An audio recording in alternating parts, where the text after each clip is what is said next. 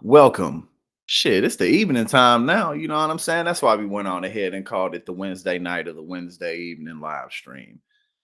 I've had a pretty good day. I woke up, got some stuff done for TYT, sent in some video clips to TYT. And after that, did had some phone calls, got some pictures. I did a photo shoot just this last weekend or Friday, just this last Friday. I did a photo shoot and the pictures came out really good. And then I've been doing a few other things, but it's crazy to me. Like, it's crazy, like how when it's super cold outside, because right now, pretty much all across the country is super cold. Mara, hello, what's going on? We got Mara Luke Monk, what's going on? But pretty much all across the country is super cold. And it's funny how, like, like I've still had a productive day, but it just kind of the cold weather just makes you a hermit. Like it just kind of makes you want to do nothing. Like you kind of want to just cuddle up and get in a blanket and just, not really focus on much. That's how I feel today. Again, it's still been a fine day. I've gotten stuff done. We here now. But I'm just moving kind of slow. But it's okay. It's really cold outside. It's already dark, you know what I mean? Because we in the middle of winter. So it's all good, but we got a variety of things to discuss. Who else we got in here? Excuse me. We got Teddy Cool. We got Cooking and Camping for Hope. We got Tahoon Anderson. What's going on? What's going on? How's everybody doing? My sniffles are getting a little bit better. They're not as bad as they were, but we improving. But let's go ahead and get into it. So let's start. There was a special election yesterday in Florida, and hold on, let's go ahead and get to this.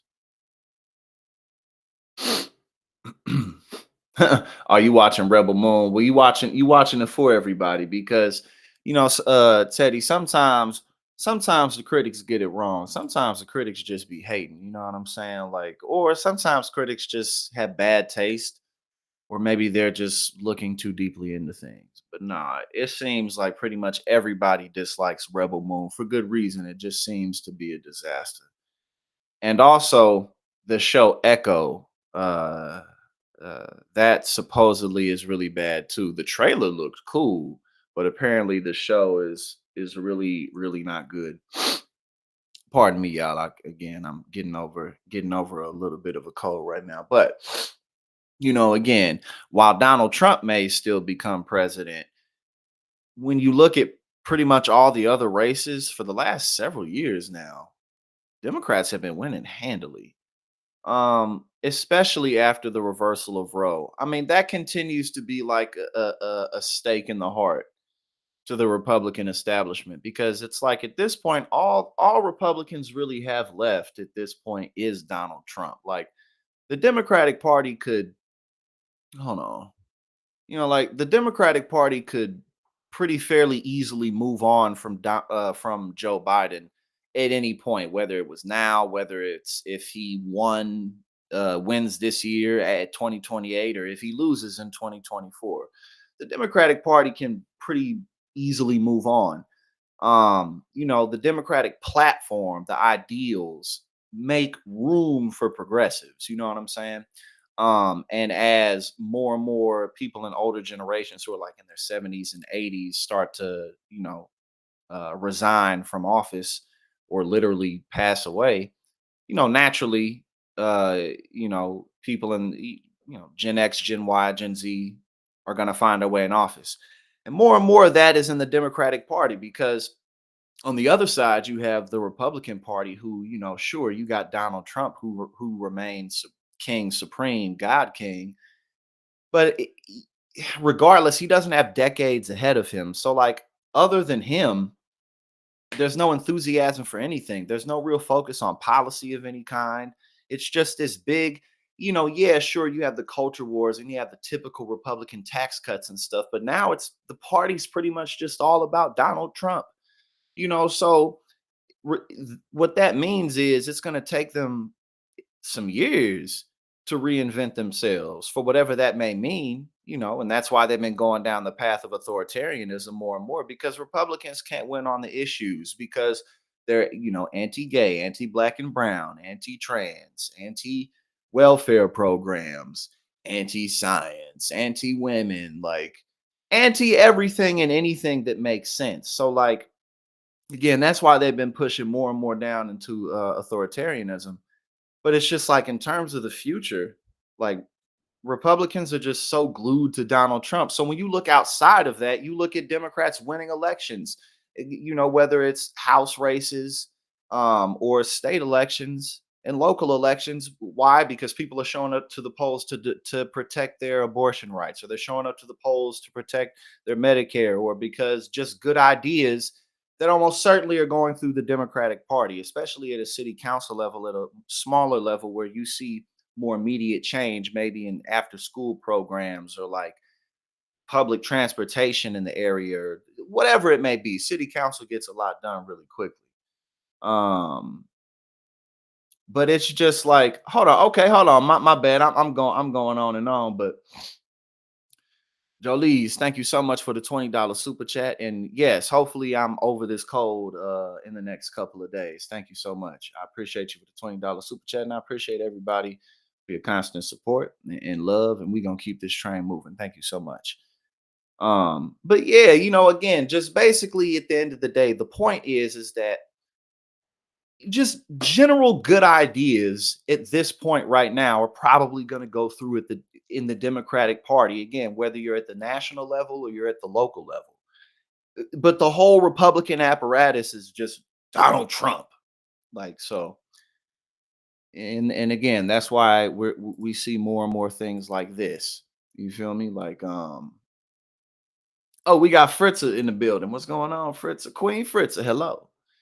But yeah, but more and more, that's why you're seeing stuff like this, like Democrats kind of just consistently winning elections, because on the other side, you have just complete ridiculousness. So again, it's like, yeah, even now, even still, Donald Trump could become president. But again, like everywhere else you look, Republicans just loss after loss after loss after loss because their platform is fucking stupid.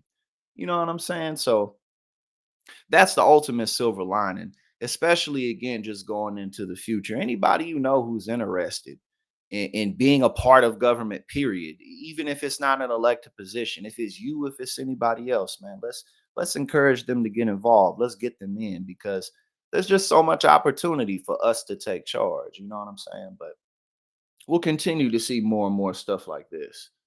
So and this also is why we should keep our eyes peeled for smaller elections. All right, so we got Democrats flip Florida State House district in special election. Democrat Tom Keene will be the next member of the Florida House of Representatives from District 35. Democrat Tom Keene has been elected the next representative of Florida House District 35, flipping control of the seat from Republican to Democrat.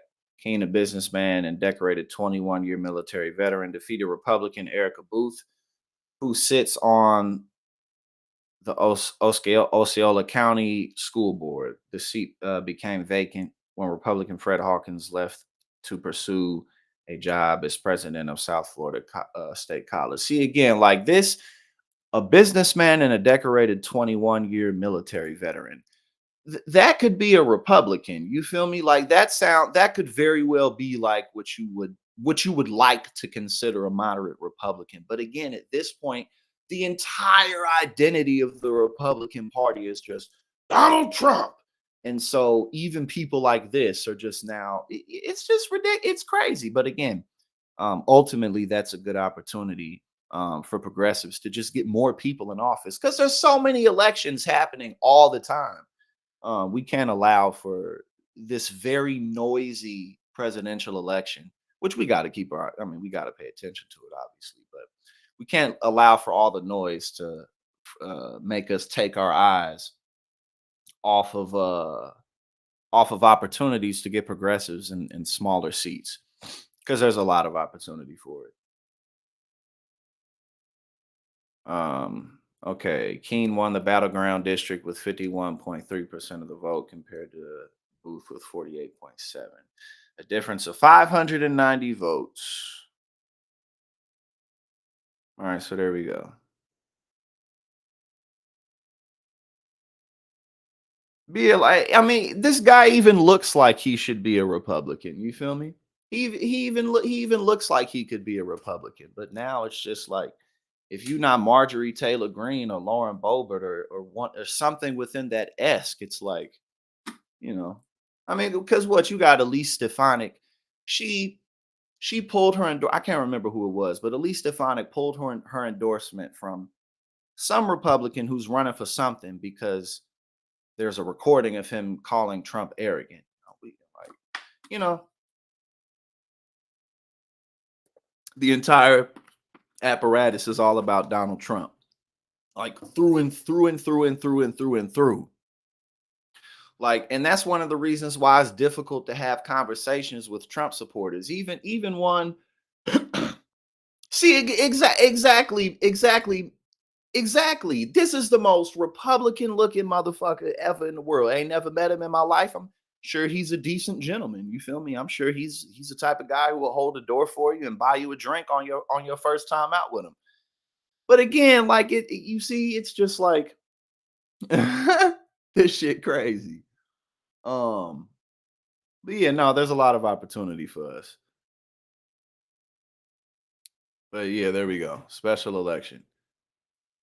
But again, the presidential election is, a different story. That's totally different. But when it comes to all these other elections, what we're seeing over and over and over again, it's like the Democrat wins, the Democrat wins, the Democrat wins. Obviously, Republicans are still winning in certain places, but like it's not as much because again, their platform, it's not even just the platform, the reversal of role, and then the 6-week bans. Like, bruh, that like there is such a thing as crossing lines, and apparently they crossed it.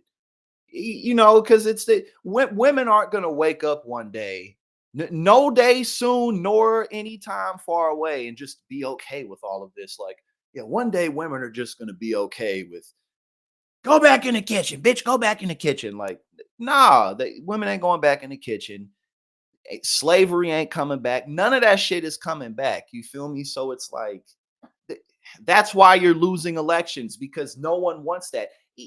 Look, and even if that stuff came back, it would destroy the economy. It would. It's stupid. It's fucking stupid. If you took women out of the job market and black people and Latinos and all the brown peoples and the whatever, the whatever, bro, that shit would tank the economy. Like it's all so fucking stupid. And that's why I mean, despite the fact that it's so much kicking and screaming going down, and there's so many casualties, and there's so many negative prices that have to be paid, ultimately, it's just gonna keep fucking losing. You know what I'm saying? But unfortunately, we still gotta fight these fights, but we gonna keep on fighting, that's for sure. We ain't gonna give up, you know what I'm saying? Right, exactly. Like what's the name? Like the woman that we covered the other day. The Moms for Liberty, one of the school board members, she got busted. She got arrested for shoplifting, for petty ass shoplifting from Target. 7 times. She got caught doing it 7 times for stealing shit under $1,000. Like exactly. We can't take that. We can't take that fun and freedom away from women. You know what I'm saying? The Moms for Liberty. We can't stop these women from stealing shit. If they want to, if you want to go to the supermarket and steal shit, that's your right. You might get caught. You might go to jail for it. But look, you have the right to do it. You know what I'm saying? We're not going to take that away from you. But but again, ultimately, yeah, sure, a lot of casualties, but the thing that constantly gives me hope, just in humanity, is one, I guess, maturity. I mean, I'll be 32 in a few weeks. That's not old, but it's long enough to, you know.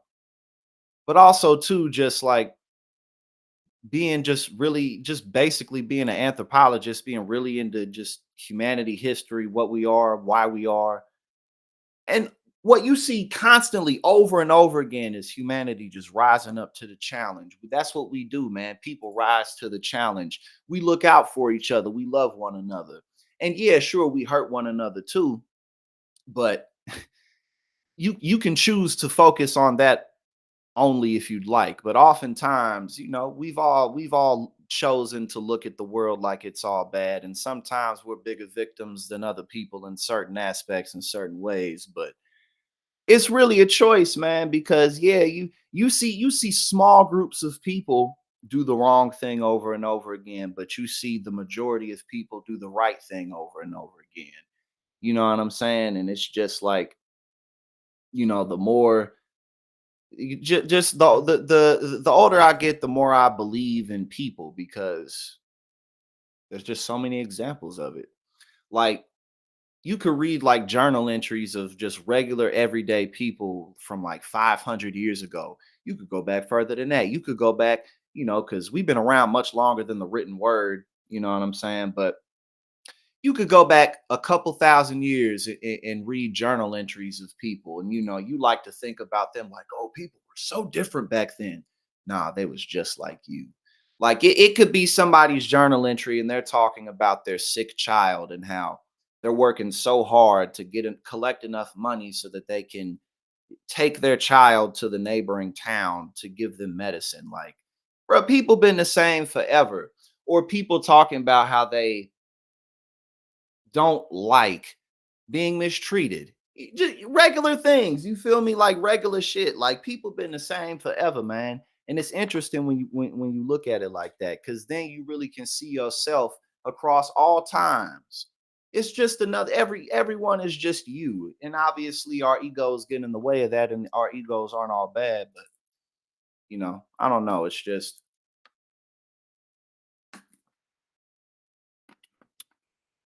you know what I'm saying? I just choose to believe in humanity because shit, we still here. We still here, you feel me? So we it must be for a reason. But yeah, we got to keep the fight alive. Okay, hold on. What we going to get to next? What we going to do next? Um hmm. This is fun. We going to save this for a minute. We going to say this in a sec. Maine Maine courts was like excuse me. Maine court was like, we gonna let him go ahead and do his thing and see what the Supreme Court does. So they lifted it up, which I mean, whatever. At the end of the day, it's gonna come. What matters is who shows up to the polls more at the end of it. You know what I'm saying? Like, regardless of what goes down, um, Trump was gonna end up being on the ballot in the end, even if he was taken off or is taken off a few states, whatever. At the end of the day, what always mattered is the votes coming out. But this happened. So hold on, let's see what's up. The Maine Superior Court on Wednesday cleared the way for former President Donald Trump to appear on the state's Republican presidential primary ballot for now, sending a dispute over his eligibility for a second term back to the Secretary of State for further proceedings once the U.S. Supreme Court issues a ruling in a similar case from Colorado. And I mean, I guess politically speaking, like there's a lot of people who feel that there should be no holds barred, like the court should just axe Trump from the ballots. And then there's other people who think that um that shouldn't happen. So I guess this is a leeway into chopping that in half. You know what I'm saying? You feel me? All right, let's see what's up. I was reading it what Mike Boy said. He said all those quotes about kindness are from people who got killed.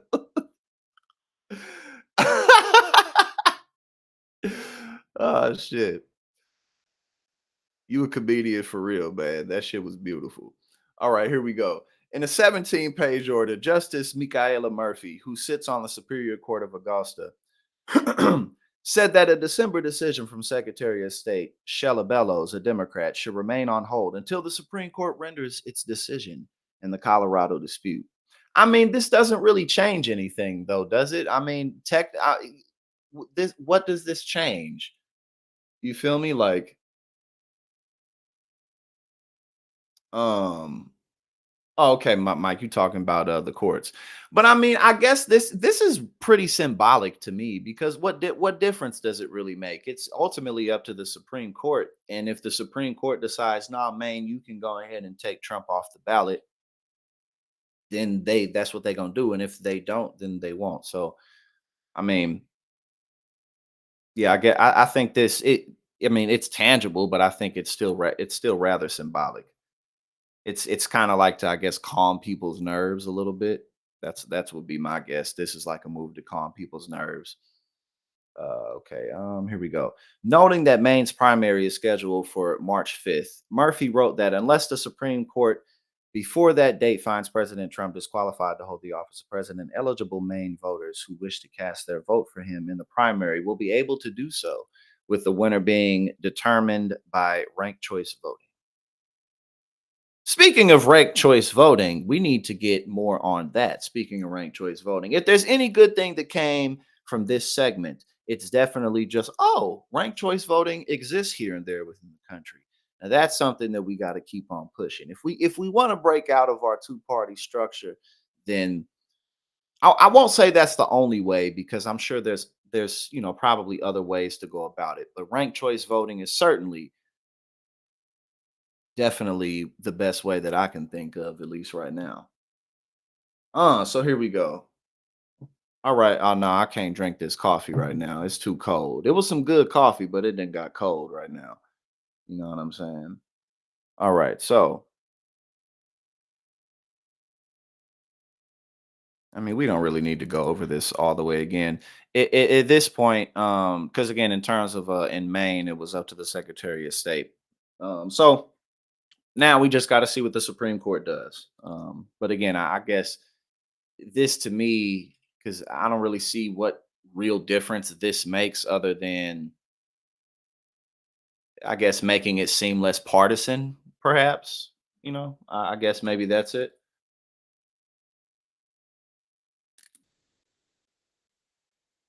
Um, all right, here we go.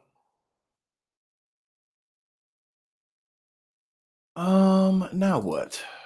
Oh, let's go ahead and get into what Tucker Carlson is talking about right now. Oh, Felicia, okay.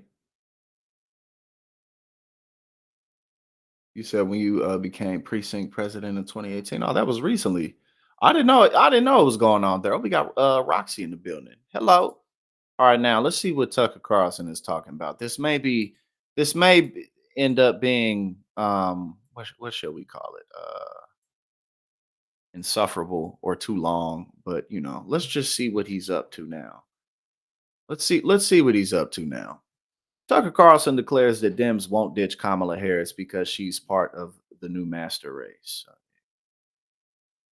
Again, Tucker Carlson is one of those guys that I can't genuinely get upset with, because we know who he is.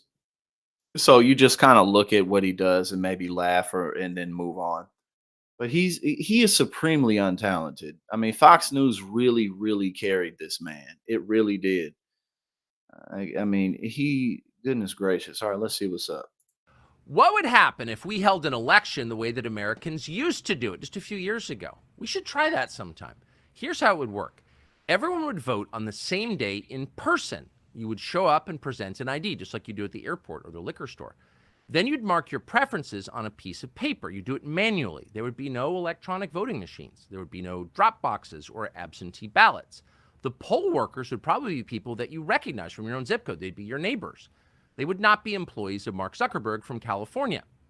As for the names on the ballot, you would get to choose those yourself, as citizens do in a democracy. Judges wouldn't be allowed to tell you who you can vote for and who you can't vote for. You'd get to decide. And then once you voted, nobody could order a stop to the vote counting. That would be illegal.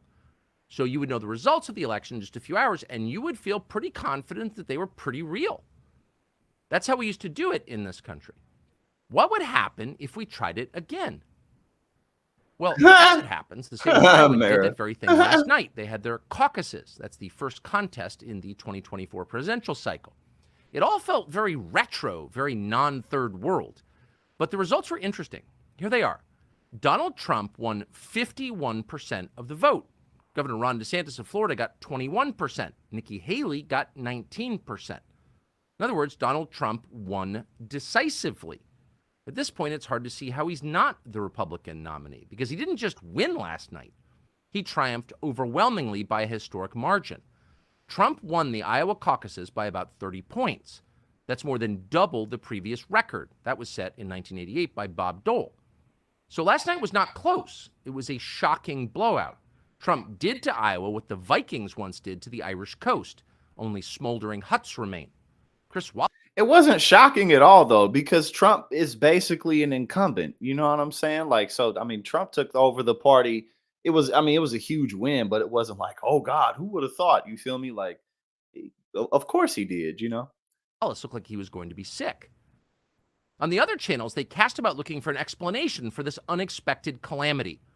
Here was NBC News's, quote, explanation. This is a state that is overrepresented by white Christians that are going to participate in these caucuses, yes. Especially tonight. Earlier today, reached out to Robbie Jones from the Public Religion Research Institute, knowing that we were going to talk about Iowa. And this is a hyper evangelical white state. I asked him, what do they get out of supporting Donald Trump? Because he keeps losing, he keeps delivering losses and losses and losses. And he said the following. They see themselves as the rightful inheritors of this country, and Trump has promised to give it back to them. All the things that we think again, like we were discussing before we started everything, that has totally encapsulated the Republican Party. And so again, it's like, you know, obviously the lost cause is going to stay lost, but again, there's just so many open doors for people to enter office in the Democratic side. But on the Republican side, it's like if you're not a part of this ridiculous cult, then you don't really have a place in there. And you know that may pull Trump over the finish line in 2024. But again, other than that one seat, it's just proven to be a loser for the Republican establishment, which is good news for the left, but for them, politically speaking, it's like, man, y'all got a whole lot of mess to clean up. But hey, I guess that's our problem too, because of all the damage that they cause. But, you know, again, let's go ahead and get good people in office at every level of government. Let's push to get good people in office. About electability, about, you know, what are people gaming out, or none of that matters when you believe that God has given you this country, that it is yours, and that everyone who is not a white conservative Christian is a fraudulent American. Thank you, Distracted Gardener. Yes, I'm doing my best out here. You know what I'm saying? They definitely came out good. All right, I don't know. We this is like 0.3 seconds in, but he looks like he's in the middle of one of his horrendously unbelievable fake laughs. Oh, the whites. You can see Chris Hayes just repeating himself. I just want to keep my job. But they're very upset. And at some point, it'll be interesting after all these many years to discover why a certain sort of person fears Donald Trump to the point of hysteria. There's an awful lot going on there, much more than we publicly acknowledge. But in the meantime, it is enough to know who NBC News believes is at fault for yesterday's history-altering calamity in Iowa. It was the whites, the Christian whites. You knew that. And I'm already bored. I'm going to skip through a few minutes because I'm bored. Again, he's good though. You feel me? Like, I mean, Tucker Carlson, he ain't got to work another day in his life. He got so much money. He got old money, and he got enough. Once you have enough money, I mean, obviously you can always blow it, but you really can just put it places. You know what I'm saying? He good. He ain't got to work. If you're being honest, you can see why NBC is so upset. At this hour, millions of devout Christian whites are streaming illegally over our borders, toting their blonde children and their prayer bombs, not from Republicans or conservatives, but from committed Democratic partisans. Anti-civilization activist Reid Hoffman, for example, is a major Haley supporter. Reid Hoffman is the founder of LinkedIn. He's a friend of Jeffrey Epstein's. He was a visitor to Pedo Island, in fact.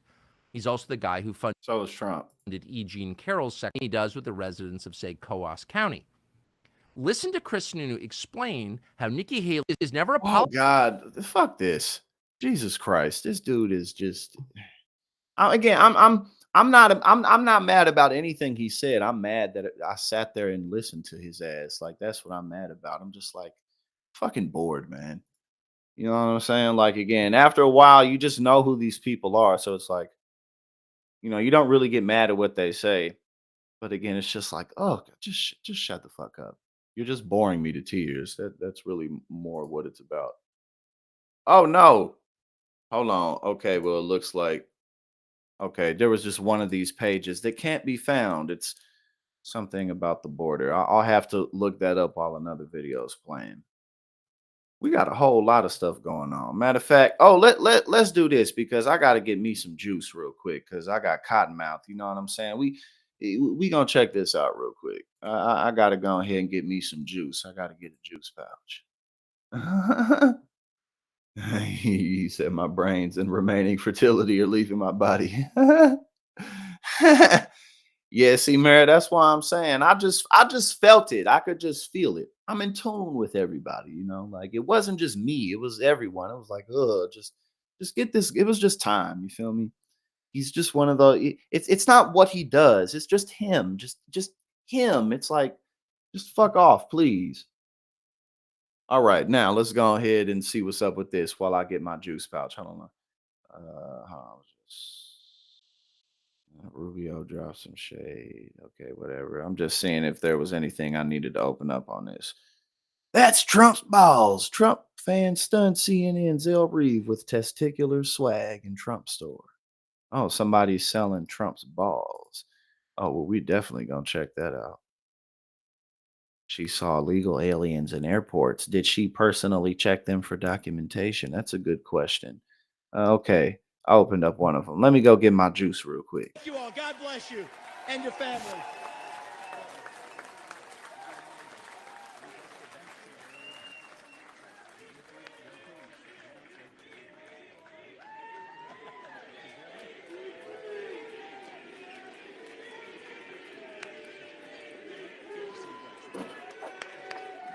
Thank you. Thank you. Wow, how was that? Pretty good, right?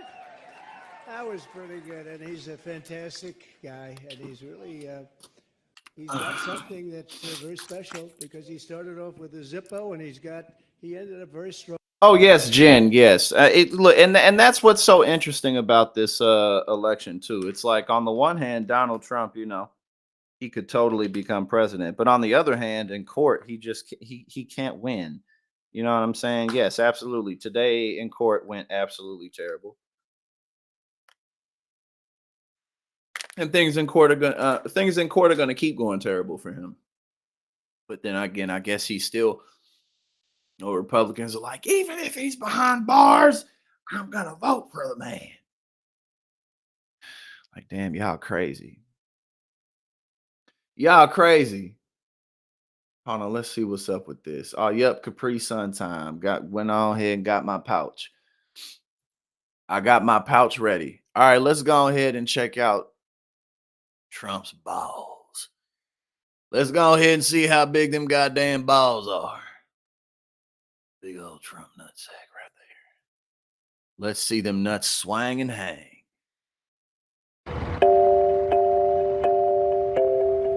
The mugshot was really hot.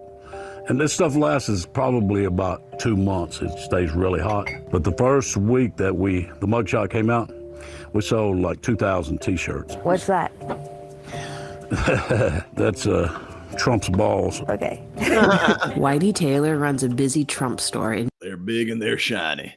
Hey, but you know what I'm saying? Free market. You in a market where people want to go ahead and make your money. Boone's Mill, a town of fewer than 500 people in southwestern Virginia.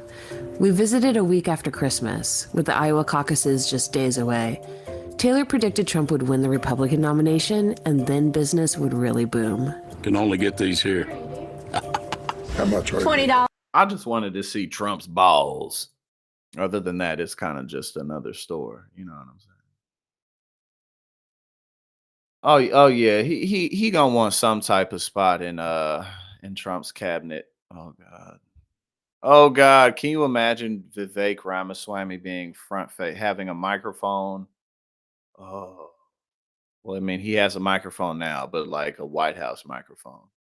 That'd be an even bigger microphone that people couldn't escape because he would take advantage of it. But then again, that may cause problems with Donald Trump because you can't go ahead and outshine the master. You know what I'm saying? So Vivek would be in competition with Trump, and he'd be like, all of a sudden, I don't like this Vivek guy. That's exactly how it would go, and we all know it. All right, now let's see what's up.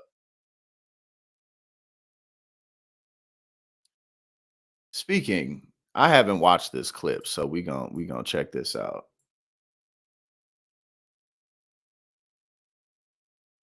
All right.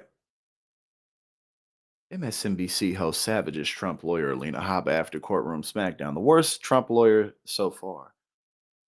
Oh yeah, I mean, Alina Habba has definitely been one of Trump's worst lawyers. And what's the guy's name? Joe Tacopina. He just walked away from the Stormy Daniels case.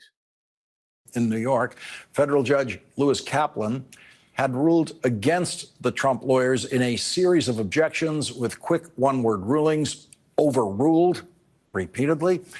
When every one of the Trump lawyers' pretrial objections was overruled. Jen, that is absolutely amazing. I would love that. Because you could never actually use that toilet paper roll. You know what I'm saying? You can't get rid of that. Attorney Alina Habba said, "I don't know how to try this case, Your Honor," to which the judge said, "I have heard you, I have considered what you have to say, and I have ruled. That's it. In my courtroom, when the ruling is made, that is the end, not the beginning of argument."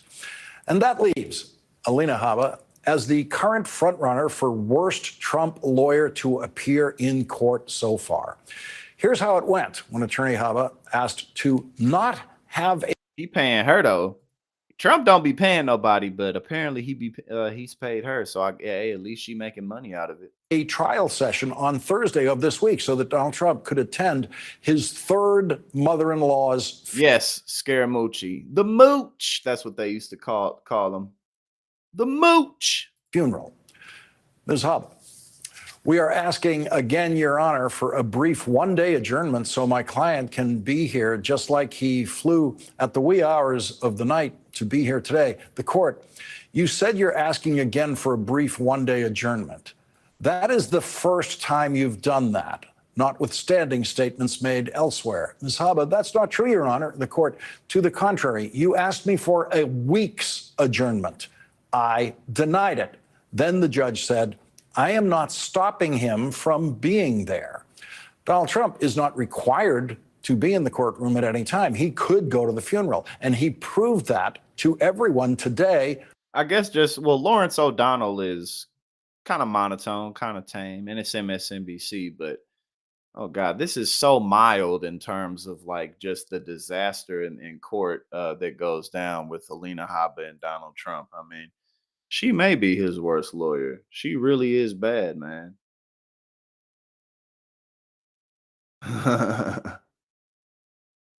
Oh, hold on. Let's see. Oh, what you got?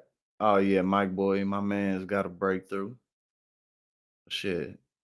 Go ahead and keep on working. We all hard at work. You know what I'm saying? We all hard at work. Each and every one of us. We all doing what we got to do. Oh, this ought to be interesting. Because I'm curious to see who's calling who what here, you know. We got, hold on. We got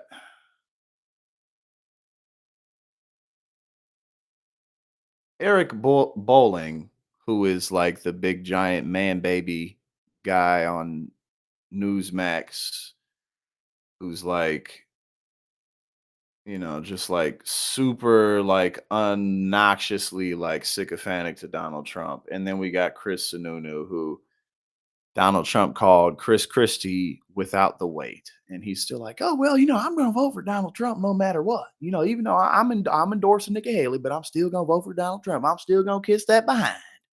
Join me now is New Hampshire Governor Chris Sununu. Oh, this is 10 minutes long. If this isn't extremely entertaining relatively quickly, we're not watching this. New Governor, good to have you, my friend. Now we should let the audience know that you've thrown your support. Yes, you know, yeah, okay. There you go. There you go. You know, Giuliani, yeah, I think you're right. Giuliani probably definitely the worst lawyer that Donald Trump has had. Easily. I guess there's just so much going on right now that he skipped my mind. I'm also rather stoned. So thank you for reminding us who the true worst lawyer ever for Donald Trump was, and it's definitely Rudy Giuliani. Behind Nikki Haley a week ago, you did that. It was between DeSantis and Haley, maybe your friend Chris Christie. You decided to go with Haley. Did you change your mind after last night? Oh, no, God, no. Are you kidding? Look, Nikki Haley's within single digits of beating Donald Trump and kind of hitting a reset button for the entire process. That happens here No, in New she's Hampshire. not. We don't look backwards. We always go forward. I don't know what he just said, but no, she's definitely not. And then, I mean, not that Republicans care about it, but first she was like, she didn't say that slavery was the cause of the Civil War. Then she was like, this country's never been racist, which again, Republicans don't care about that. But um yeah, no, Nikki Haley's not in the midst of changing the tides. No, Republicans have said, no, we gonna be all about Donald Trump through and through. She's galvanizing support from Trump supporters, from DeSantis supporters. Everyone's getting on board. So the momentum is very, very real here in New Hampshire. Governor, I'm going to push back on you. I don't know what the heck you're talking about. She got smoked last night. She ended up in third place. She barely got 20%. Trump did a 51. Some of the polls have her within 15 points of Trump, and that is somehow some sort of wind in her sail. I've never seen someone so happy to come in third place before. She never had any expectations of winning the Iowa caucus. Everyone knew Trump was going to run away with that. That should not be a headline news that the effective incumbent got 50% of his own party's base vote. That shouldn't shock anybody. But here in New Hampshire, again, where there's a primary where you have much higher voter turnout, much higher voter engagement, this is where it's happening. I mean, this is it. And so, again, there's a week to go. What she's going to do. Right, exactly. And then Ron DeSantis, I don't think he's even going if I recall correctly, Ron DeSantis isn't even going to New Hampshire. He said he's going straight to South Carolina, but he probably, man, he gonna drop out, which I mean, why wouldn't he? But yeah, no, right. They made this a two-person race. Like, girl, you came in third. Do over that next week is work on the ground, person to person, voter to voter, location to location. Trump will come in and he'll be at the country club tonight and he'll do a little hit at the country club and then fly away. But she's going to go town to town, person to person. Governor, that's how you earn the votes. Governor, listen, your father, a friend, I knew him, worked with Bush. It's a different time, though, Governor. It's not your father's Republican Party anymore. You got to get in line, Governor. Okay, you got to get in line. You got to step behind Donald Trump. You got to get by. Is a populist party. Trump. That's literally what he just said. No, it's not a populist party. Is proving this is a populist party. No, it's not. It's all about Donald Trump. This whole thing is all about Donald Trump. Nothing else. The election was taken from him in 2020, and all of these indictments and all of these felonies, it's all fake. He's just a big victim. That's all this is about. No offense, you guys, you old school establishment Republicans, Christie, you friends of mine. Christie's a friend of mine. Nikki Haley, your time's passed. You want to look forward? Look what Trump is doing. He's garnering groups that Republicans never won before. He's got 25 to 30% of the Hispanic vote. No, but because at the end of the day, what matters is who actually shows up to the polls. That's what matters. So again, it don't matter who it's saying. It's like, we have this much of the vote. Like, you can't credibly say that because of one poll. Like, all through, especially presidential races, all throughout the year, there's a million polls that poll and survey this and survey that and survey that and survey this. You feel me? So like, whether you're a Republican or Democrat, at the end of the day, what matters is who actually shows up. But 25, but at the end of the day, that's not going to play out. 25% of Hispanics aren't going to vote for Donald Trump. Sure, Hispanics, there will be Hispanics that do it, but not 25% of them. Like, that's ridiculous. Does that on the Republican side? Well, let's look at the data. We got our asses kicked in 2018 with him at the lead. We got our asses kicked in 2020. And guess what? 2022 should have been a red wave. Instead, with him, his message and his... And again, this goes back to, like, this is different, though, because this is the presidential race. Yeah, sure. With other seats, the Trumpism really doesn't work. But when it comes to Trump himself, it works. You feel me? So candidates, we lost up and down the ballot. I'm tired of losers. Aren't you tired of losers? We want winners. We want a new generation. We want a new message. This is what wins. And if you, never mind the presidency, how about winning back the Senate or school board seats or governorships or the House? With that, well, see, you could just separate your message entirely, because if he says this, because if he's saying all of this, you can't then be like, but I'm still going to vote for Donald Trump. Like, so what does any of this matter? So ultimately, these guys are still both on the same, like, they're still both on the same side. Like, what does it matter if you're going to vote for Donald Trump at the end of the day anyway? Like, so this argument is hollow. It doesn't matter. That's what's so funny about this whole conversation. It doesn't matter. You still gonna vote for him. Message in that brand, man. Not even just that. You still gonna do whatever he tell you to do. He could criticize you, and you still not even criticize you. He could shit on you, and you still gonna wipe his ass just because he wants you to. It's a losing message when it comes to the general election. As well as I so do. you turn the tide right here. You know this as well as I do. The incumbent, the president at the time, usually loses at least one of the two chambers, the House or the Senate, at midterm elections. That didn't, 2018 isn't the shock. 2020 was a shock. I'll give you that. I didn't see that coming. How about 22? You're making a lot of excuses for losing here, Governor, how do you blame Donald Trump? You're making a lot of excuses. How do you blame? And then again, that's what's so fascinating about it all, because it's like, he would be right, but you still gonna support him at the end of the day. So like, all of this is meaningless. Otherwise, you would be right on the. Blame Donald Trump, who wasn't even in office in 2022, bro. 2022, Lance. You know who I blame for that? They're his candidates. Ron McDaniel. You know this. Don't play naive. They're his candidates. The RNC They're his message. The RNC is complicit in these losses, are they not? Look.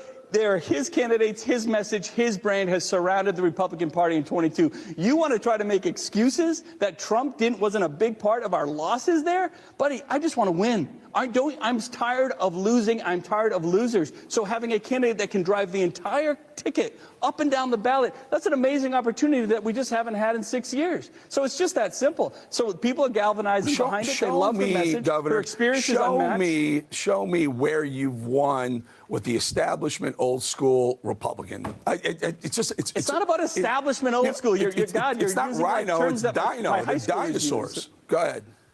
Yeah, you're using terms that high schoolers use. I mean, the rhino and establishment, it's not about that. Nikki was the Tea Party governor, conservative candidate out of South Carolina that turned that state around. She was Trump's pick, and Trump himself said, you don't mess with Nikki Haley. Trump's pick to manage the United Nations, and did a phenomenal job on She's going to win her home state. That would have been a shock. If she doesn't win her home state, should she get out? Absolutely. No, she absolutely has a path to win her home state. She has a month to go back. If she doesn't win, knows how to should she get campaign out? there, knows how to win. If she doesn't win, should she leave? It'll be no, because it's a one-on-one race, and you go into Super Tuesday with a one-on-one race, Trump versus Haley. You're everything's on the she's table. so popular and galvanizing. If she I'm gonna see if they turn up a little bit. Doesn't win her own damn. Well, that's yesterday. Thank you for playing, Ron. He's a good guy. He's a friend, good governor. But it's not paying out. He's got absolutely no politics when you were in. Yes, that's what you're saying. Everyone should drop out. I didn't say it. I mean, you said the same. Yeah.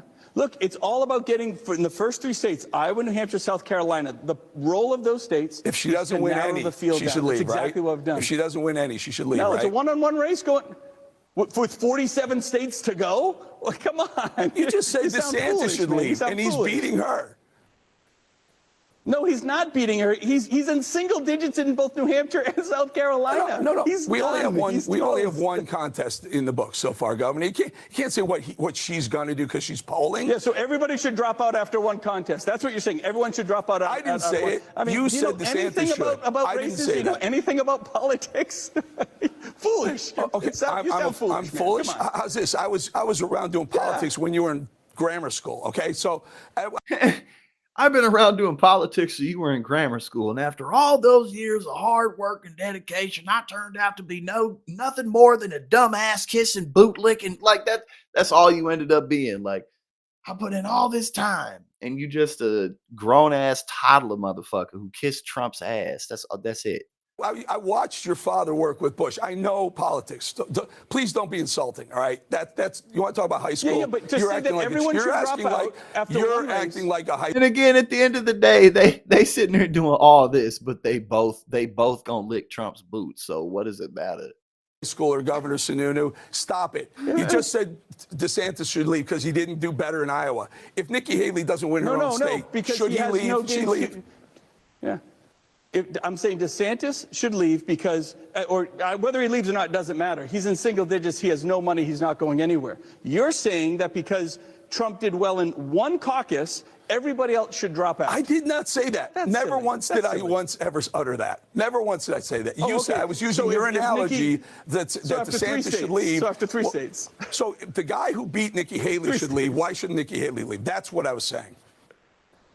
I'm not saying Trump should leave the race. It's a Trump-Nikki Haley race. No. They should take it into Super Tuesday, see what happens. This is going nowhere. For you. Come on, man. Oh my God, this is so. It's so embarrassing, man. I mean, there's so much embarrassment in the country going on, but it's just like, oh my God, bro. Like, can you imagine? I mean, I can't even imagine being in a mindset to where I'm that devoted to somebody.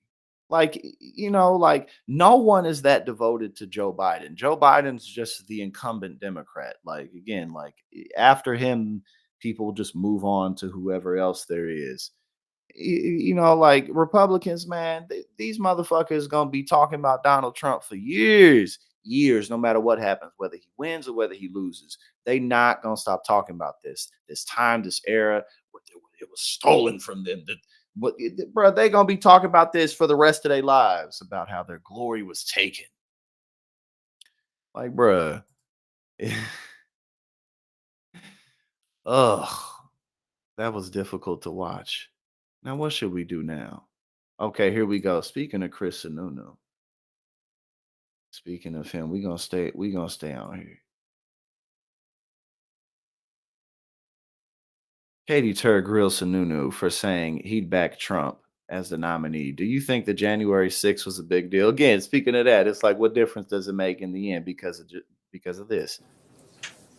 Governor, I will say that you guys in this state have pushed on presidents from New Hampshire in the past. You have Bill Clinton in '92. McCain was the nominee, he wasn't the president. But you picked the winners of the parties, certainly a lot of times in New Hampshire. The voters in this state like you a lot. You're a very popular governor here. They listen to you. Oh, your influence matters. Go on. No, it's true. It's true. It's what I hear from voters. But I want to know, given that, and you're endorsing Nikki Haley, do you think it was a mistake to come out and say, I'm gonna vote for Donald Trump if he's the nominee. I'm gonna vote for him even if he's convicted in a criminal courtroom. Do you think that was a mistake that maybe undermined the enthusiasm for Nikki Haley? No. The point there is very clear. If folks think that some external factor is going to take Trump down, the court cases are going to come to bear, and then he's really in trouble, that is not happening, guys. That is a hypothetical. It is not happening. You beat Donald Trump at the ballot box. You beat Donald Trump by getting out the vote. It happens right here in New Hampshire. I want people to know not to sit apathetically waiting for someone else to beat Donald Trump. It has to be about getting behind Nikki Haley and taking that path. And when you have a leadership like hers that can win, this is all about charging people up to get out the vote. And yes, Donald Trump would be in a nail-biter race with Joe Biden at this point, to be sure. Nikki Haley would win by 10, 15 points and win Republican seats up and down the ballot. That's why people get so excited about her here in New Hampshire. It puts the chaos and the drama behind us, but don't think for a second that something else is going to take down. If your viewers are watching and say Donald Trump's a threat to democracy, then get off the couch and go vote. Be a part of it. Do something about it. Whatever it is, don't wait for these external things to happen. That's a hypothetical. So we're just trying to charge people up and make sure that we have as high a voter turnout as we can come Tuesday. There are a lot of people that think he's a threat to democracy. And Nikki Haley says chaos follows him. He's a chaotic president who wasn't effective. Yeah. But I wonder, when you say that you're going to vote for him anyway, are you telling those voters that he's not a threat to democracy, that it doesn't matter that much, that chaos following him is fine, because ultimately if he's a nominee and I'm going to vote for him to be president, it's going to be totally okay? Is that undermining the argument for Nikki Haley? No, because look, that's the general election. We're focused on the primary, right? The realities of the general election are the realities. Joe Biden is that bad of a president, has done that bad of a job, that even someone with all the chaos and drama of Donald Trump would actually potentially have a shot. We're getting behind Nikki Haley because it comes with a mandate, because it comes with leadership, because it comes with, and without, I should say, the chaos. Man, this stuff is it's so hard to finish, because it's like this just couldn't be me. It could not be me. Teddy, appreciate you for being here. It's always a pleasure. It's always fun with you. Have a good rest of the night. Hope the main show goes well. But it's like, man, it's so hard to finish these things, because it's just like, oh, Could not be me, man. Could not be me. You know what I'm saying? Like, what was it? Ted Cruz was like calling Donald Trump, what do you call him? A sniveling coward. You're a sniveling coward. You know what I'm saying? But then but now he's just his number one cheerleader, his number one fan. My God, like, hold up, what is this? Take down. We got some fun ones. We just running through the political stuff. We just running through this first. All right, let's see what's up. All right, let's check this out. Because we may not, honestly, we may not see much more Ron DeSantis um, in political life. We may not see that much more in him for that much longer. We could, who knows? I could be totally wrong. Either way, let's check this out. Voter confronts DeSantis for sending migrants to Martha's Vineyard. Wasn't that little more than a cheap stunt? Jeff Willicott. He's a business consultant to technology companies from Rindge, New Hampshire, who briefly ran. We got Donald James in the building. Welcome, my brother. We having a good stream tonight because it is the evening and it is super dark outside. It's super cold all over the country, but we enjoying tonight. For the U.S. Senate as an independent back in 2022. Yes, indeed, Chip Chick. We got a couple of things from Chip Chick, and we got shipping them to Martha's Vineyard. Bring the nation together to discuss comprehensive immigration reform. Wasn't that little more than a cheap political stunt pandering to one side? Well, thanks for that, Jeff. Actually, if you think about, you go back to September of 2022, how was the border being treated? It was not a front burner issue. The problems were real, but it wasn't getting the type of scrutiny that it needed. Doing the Martha's Vineyard, and by the way, they said they were a sanctuary jurisdiction. They said all people are welcome, whether they're legal or not. These border towns in Texas are getting. Of course he did, because it's Donald Trump. He's in court for defaming her, so he storms out of court. I think while he was in court, he made like 22 posts defaming E. Jean Carroll while he was in the trial. He's one of a kind, man. He's truly one of a kind. You just can never get enough of the guy, man. It's like, oh my, what the fuck is going on?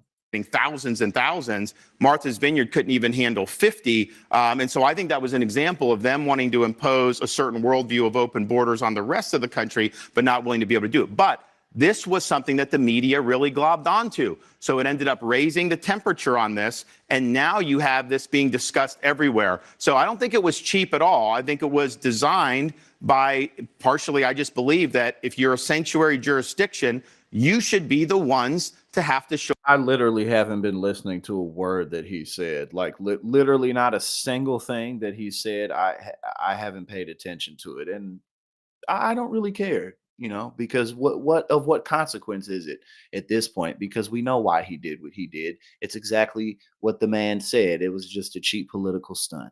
Shoulder the burden. We're not a sanctuary state in Florida. We ban sanctuary cities in Florida. I think that's what as president, I'm not going to allow sanctuary states or sanctuary cities in this country. They're violating the law. In fact, we had, I did a debate against the governor of California, so I researched some of the stuff that goes on. You will have criminal aliens in custody in places like Los Angeles. ICE will have a detainer. You said you expect every time he talks, you expect a pigeon to fly out of his throat. Like, to say, turn them over, don't release. They will not cooperate with federal immigration authorities. So there was one fellow, multiple deportee, multiple times, big criminal record. They released him, and he murdered the mother of a 3-year-old. All they had to do was give him to immigration authorities, and he would have. I'm still not listening. I'm still not listening to him. Been deported, so we can't have sanctuary jurisdictions. I think this issue is now a front burner issue, and I think what we did there was part of it. I think what Texas has done with the Manhattan as well. But we've got to solve. Well, again, Ron's not going to New Hampshire. He's going straight to South Carolina, where probably end up dropping out shortly after. You know what I'm saying? Because again, the Republican Party is 100% behind good old Donnie Boy, good old Donald Trump. Laura Ingraham tells DeSantis to throw in the towel. It's time to step aside and get behind the God King. If beating Joe Biden is really their goal, then it's time for some serious soul searching by Nikki Haley and Ron DeSantis. Now, let's start with DeSantis. He outperformed last night. He beat Nikki Haley's war chest, so he's a lot. I know exactly when Aaron put this up. I can see exactly in my head what it was. Hold on, let me get this over here on the other screen. It's that. Oh my God, that's hilarious. That's good. All right, here we go. Lot to be proud of. As a candidate on the trail, he worked his butt off. And people forget how young he is. So with what, 3 more years as Florida's governor, he can build an even greater track record of success in that very important state. So a future in the Republican Party for him could be really bright. But he's simply not going to be president this time around. I know it's hard to hear. You worked really hard for it. He's actually giving him rather sound advice right now. I can't even hate on this advice. Like, I ain't even gonna lie to you. You can't hate on this advice. It's not happening. Trump is simply too powerful and has endured too much. Voters aren't going to turn their backs on him at this point. And every day that Ron DeSantis stays on the campaign trail criticizing Trump is a day that hurts Ron DeSantis' political future. He doesn't gain anything from it. That's just get back to kissing Donald Trump's ass. Again, you can't even, you can't even fully hate on the advice that she's giving Ryan. Go ahead and drop out of the race, man. Get back to being a governor. Get back to doing your thing, man. Oh, what is this? Nah, this ain't even showing. Never mind. Okay, take that. Hold on. All right, we got 3 more political ones, and then we got 3 non-political stories that are going to be fun. We absolutely have to cover them. First, we're going to get to Mike Johnson. Reporter asked Speaker Johnson if Biden's election was God's will. Let's see what he says. And then we have a response from Steve Bannon afterwards, after Mike Johnson, I'm supposing he got caught in a tongue twister there. He got caught between a rock and the hard place, because on the one hand, you can't say that God's will just turns off whenever, liberals are in power, whenever left-leaning anything is in power, God's will just goes away. But whenever Republicans are in power, God's will is quite active and alive. You know what I'm saying? So that's just how it works.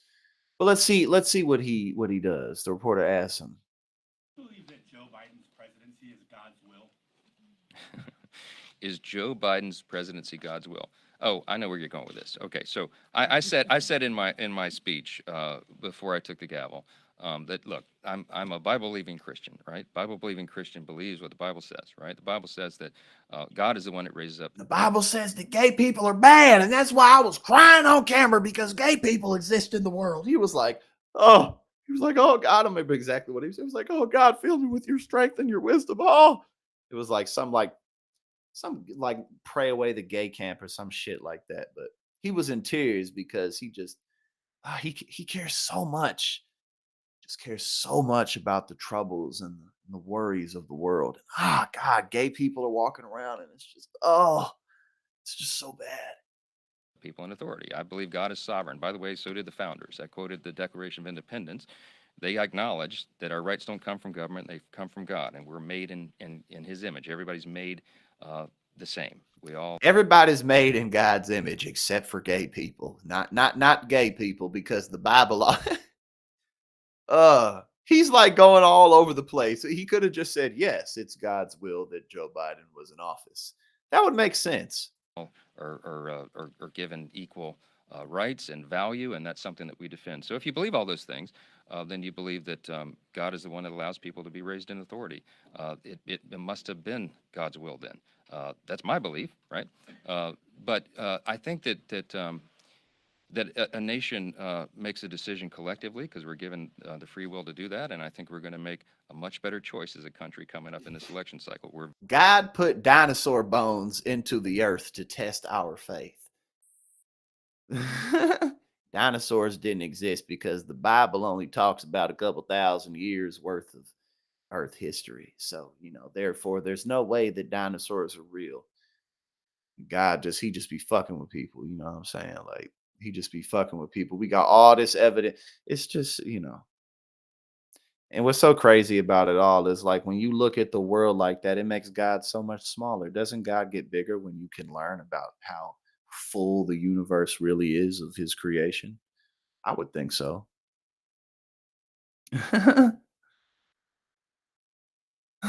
Exactly.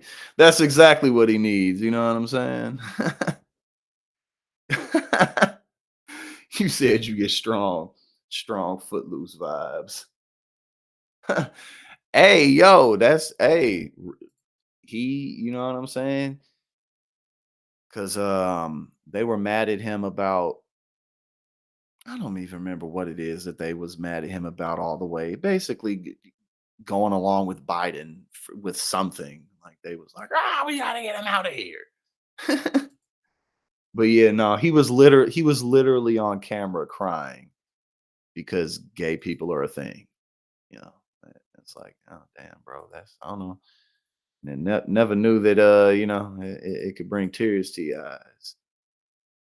But apparently he's that concerned. He is very, very concerned. Now, speaking of that, Mike Johnson saying, well, yeah, apparently, according to my faith, yes, it is God's will that Joe Biden is in office. Steve Bannon, he don't like that. Everyone, do we have that clip from Johnson saying about Biden being the will of God? Yo, bro, get focused here. Johnson needs some help. So this audience is prepared to give it to him. We have it. Let's kind of play this for a second. Okay, be prepared to have your heads blow up. Let's go ahead and hear it. Do you believe that Joe Biden's presidency is God's will? Is Joe Biden's prepare to have your heads blow up presidency God's will? Oh, I know where you're going with this. Okay, so if you believe all those things, then you believe that God is the one that allows people to be raised in. Roxy, thank you so much for being here. Hope you get some good rest tonight, and let's all continue to have a good week. Always good to have you here. Authority. It must have been God's will then. That's my belief, right? But I think that Yo, dude, he's an illegitimate president. Have you lost your freaking mind? This election was stolen. Don't. Steve Bannon know good and damn well it wasn't stolen. Start giving me. Don't be a theologian. I don't need a theologian. I need a Speaker of the House. Oh well, then. Oh, okay. Well, you see, look at that. See, he got a whole lot of Jesus behind him. He got Jesus right here. He got the cross right here. He got some type of Jesus handkerchief. He got another cross. He got like 6 more Jesuses and another Jesus. And then he got, I don't know what's behind his head. Oh, and then he has a quote from himself. And then he's quoting him. See, he got like 65 Jesuses and then a quote from himself that says, there are no conspiracies, but there are no coincidences. You know what I'm saying? Jesus, Steve Bannon. That's what the country needs. Joe Biden's not a legitimate president of the United States. No to the Speaker. So no. Exactly. God did not raise him up. Yes. Ain't stop, won't stop. My man's got a check and don't know what the fuck to do with it. It was providential because we saw everything they're trying to do to this country. From the school libraries to the schools to the invasion of the southern border to pumping money into their bioweapon, money laundering, child laundering, child trafficking, organ harvesting. He looked like John Wayne Gacy, which was both of them, Alonzo. So you were right on the money. He looked like John Wayne Gacy. Situation in Ukraine. No, God did not raise him up. Sorry. And I would know because I'm Steve Bannon, and look at all these Jesuses behind me. That's how I know. Not sorry. Johnson, don't, okay, tell you what. But wouldn't it be God, even if the election was stolen, wouldn't that too be God's will? Just focus on the frickin' border. Just do what you're supposed to do. And don't give me any more happy talk. We got to wait for Trump. You can't put it all. Virginia, so much for the $5 super chat. Yes, exactly. They only use Jesus when it's convenient. And see, now it's not only that, Virginia, not only that, he got every kind of Jesus imaginable behind him, just in case. You feel me? Just in case, just for the right moment.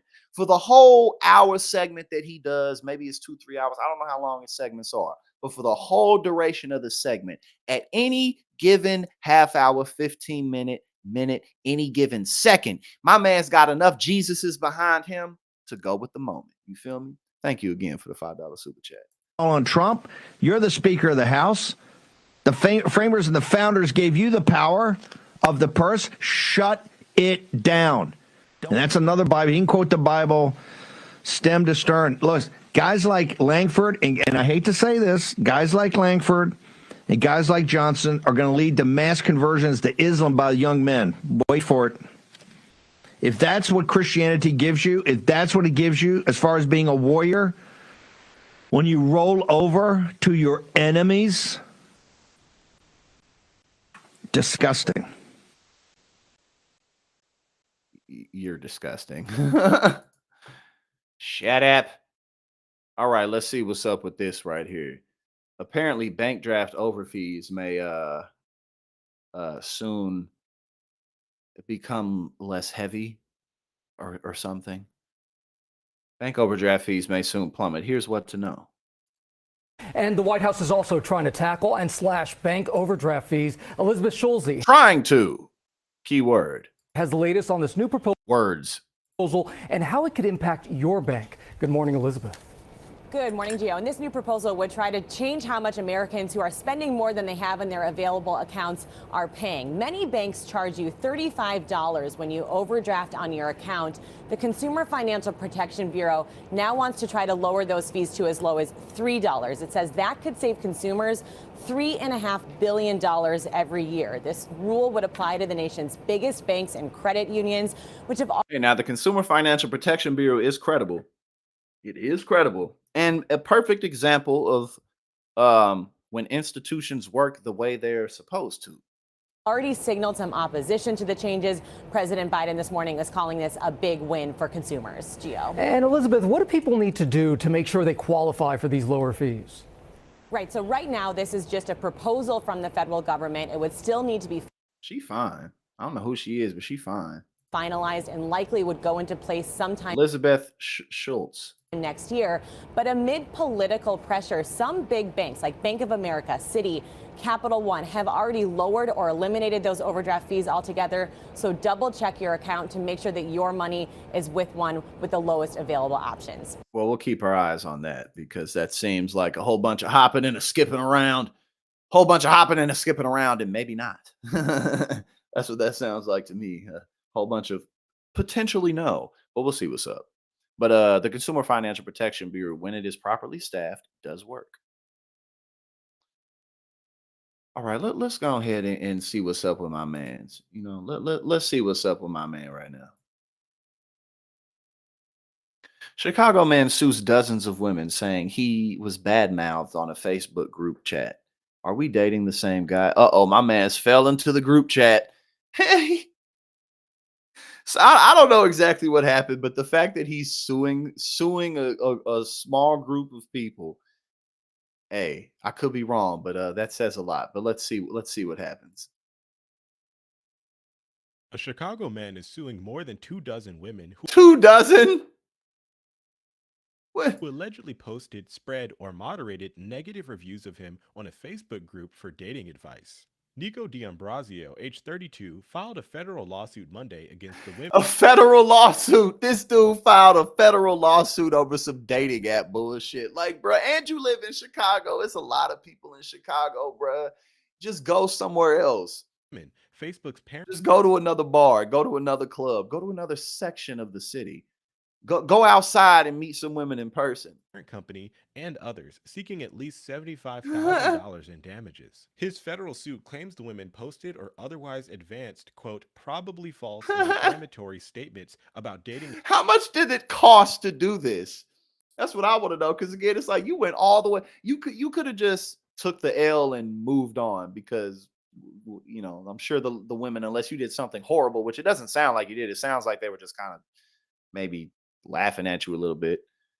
They would have moved on a few days later. It wouldn't have been that big of a deal. You know what I'm saying? Because women always have weird ass dudes coming after them. So it's not necessarily something they dwell on. It's just like a common occurrence for weird guys to be all over them and stuff like that.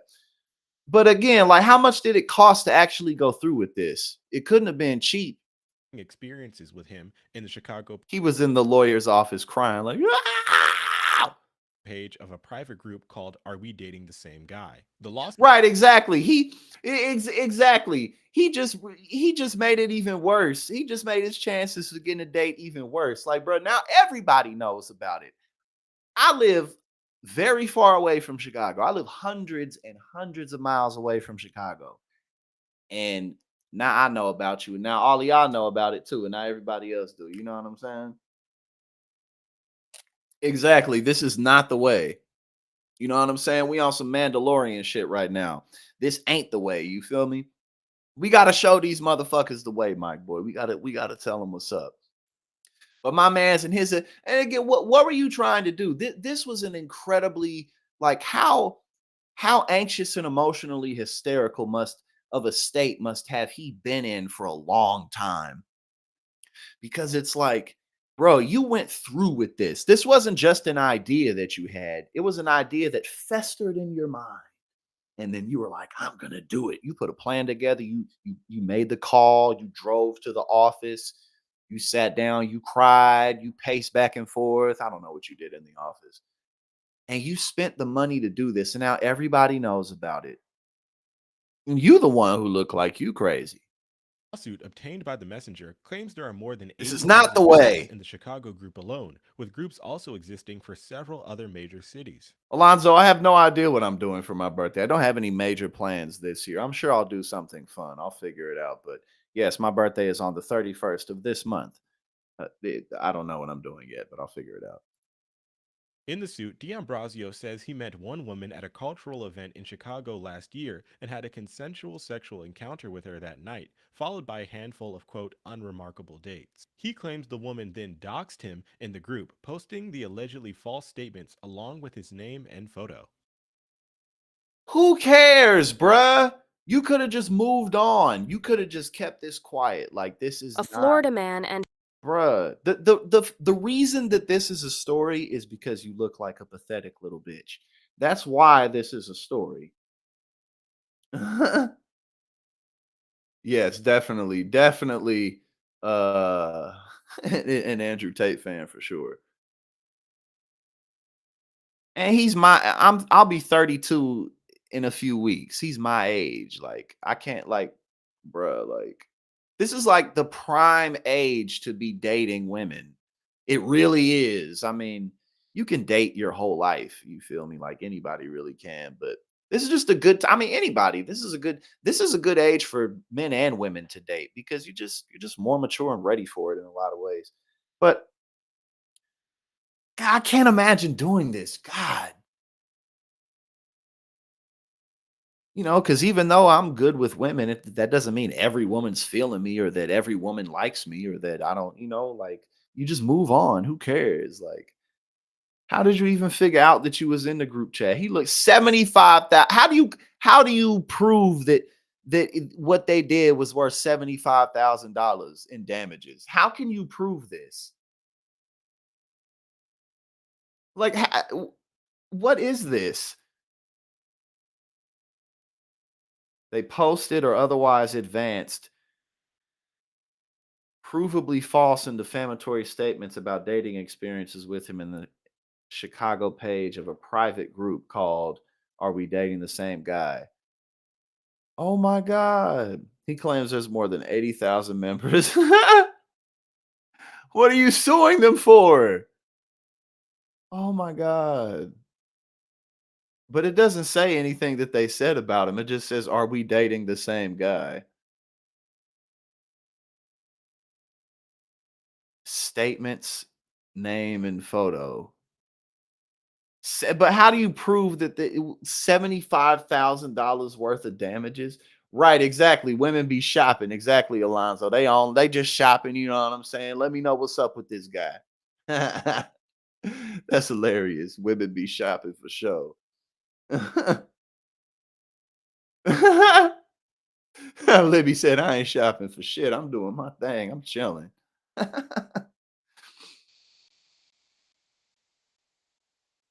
Oh man, this dude done blowed up, man. It's something about those eyes, man. I don't trust those eyes. But let's not go making too many assumptions. It's just a funny story, but don't waste your time with this dude. That's okay. And you know what? That's the thing too, because it's like, bro, who cares? Because you could be in there, and as long as they're not saying that you like hurt them or did anything crazy, like, but you know how many women aren't in that group who will never ever see that ever?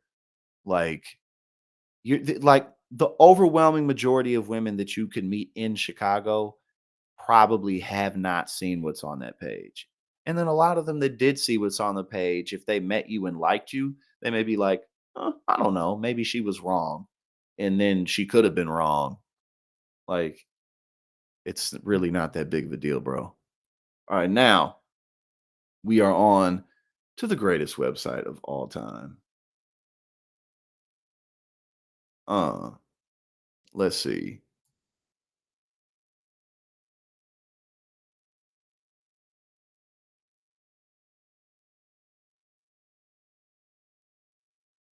Which one should we do first?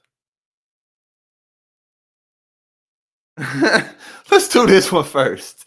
Because this is, yo, man, there's a lot of people out here. So pretty much anything you can conjure in your mind, someone has probably done in some type of way. The headlines on this website are really the best thing ever. She just found out that her husband of 25 years has been wanted for fraud in multiple countries. And now she isn't sure if their entire marriage was built on lies. Hey, you know what I'm saying? That would be a good thing to question. Be like, damn, bro, you sophisticated like that. You out here wanting for fraud all over the world. Who are you really? You frauding me? This 54-year-old woman and her now husband, Bill, 52, first met at a school reunion. They both attended in their late 20s. They were introduced to each other by some of their friends at the reunion. Once they'd been dating for a while, she got pregnant with their first child, and they got married shortly after learning about their pregnancy. She and Bill went on to have two more children. Not long ago, they celebrated their silver anniversary, and their 25-year marriage has been filled with love and happiness. Recently, their oldest child, Tina, got married to the love of her life, who she has been in love with since they were both kids. Oh, that's sweet. That's nice. That's beautiful. She and Bill were thrilled for the two of them. Over the years, she and her children have had a close bond. So Tina invited her to and her husband's sister over, and Pamela to her bachelorette party. They were drinking a lot, so I guess some beans got spilled over some alcohol. Quote, I wanted to keep my composure as the responsible mother of the bride. In comparison, Pamela was not so responsible. All right, let's get to it. For 2 decades, Bill, Pamela, and his other sister hid this information from her. Okay, what's the information? Okay, so it says only after a few shots did she become clearly intoxicated. Oh, she spilled the beans. I bet it was tequila. And that's when she told me about Bill's history. Apparently, all these years, my husband had been wanted for fraud in multiple countries, and no one had considered telling me his own life. How did it finish out? Quote, now this is the problem I'm left with. If he has kept this from me all these years, how many other secrets are there? Was our entire marriage built on lies? Hey, if you want to give her some advice, go ahead and file in to Chip Chick.